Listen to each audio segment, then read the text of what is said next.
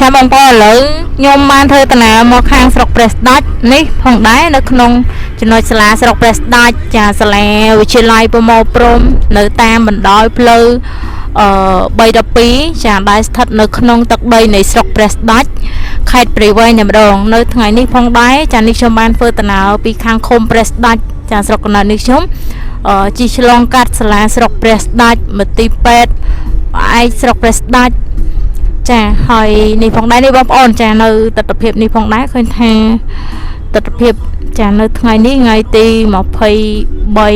23ចាហើយពុកម៉ែបងប្អូនម៉ោងនេះផងដែរម៉ោង4ហើយចារឿងស្ងាត់ឡានម៉ូតូស៊ីក្លូឡែនចារឿងស្ងាត់ដែរតាមផ្លូវស្មោះនេះតាមនេះផងដែរកាលពីម្សិលមិញចាខ្ញុំបានមកផ្សារទ្រាឃើញថាទស្សនភាពឡានធំច្រើនមែនទែនពេលម៉ោង9ម៉ោង10ក៏ប៉ុន្តែឥឡូវនេះពេលល្ងាចឃើញថារឿងស្ងាត់ដែរបងប្អូនឥឡូវខ្ញុំមកដល់ផ្សារទ្រាបងប្អូននេះ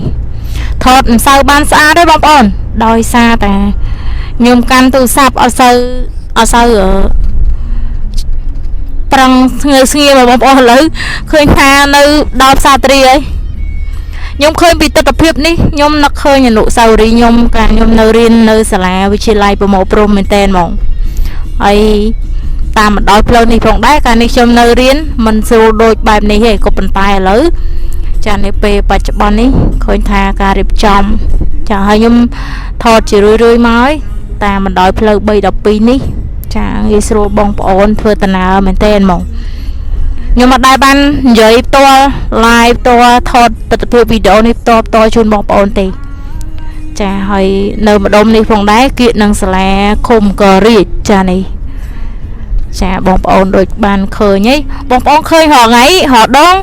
ខ្ញុំនិយាយជាវីដេអូខ្ញុំបញ្ចូលជាសលេងឥឡូវខ្ញុំថតផ្ទាល់ហ្មងខ្ញុំថតផ្ទាល់ខ្ញុំនិយាយពីទស្សនភាពនៅតាមបណ្ដោយផ្លូវនេះហើយមិនសូវជាលេងឲ្យបងប្អូនរសារតែមួយរយៈនេះខ្ញុំមិនសប្បាយចិត្តទេចាហើយការរៀបរាប់តាមបណ្ដោយផ្លូវ312នេះក៏មិនសូវល្អដែរហើយបច្ចុប្បន្ននេះក៏ទុកដោយសារតែប្រទេសជាតិយើង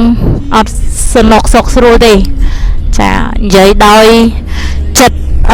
ចង្អៀតចង្អល់ពិបាកចិត្តកើតទុកចាហើយនេះចំណុចនេះត្រង់សាលាមិត្តភាពខ្មែរជប៉ុនហើយនៅពេលម៉ោងនេះផងដែរចូលម៉ោង4ជាងហើយឃើញថាសិស្សសាលានៅមិត្តភាពខ្មែរជប៉ុននេះគាត់ចេញពីរៀននេះបងប្អូនសិស្សសាលាច្រើនចេញម៉ោងនេះខ្ញុំឃើញ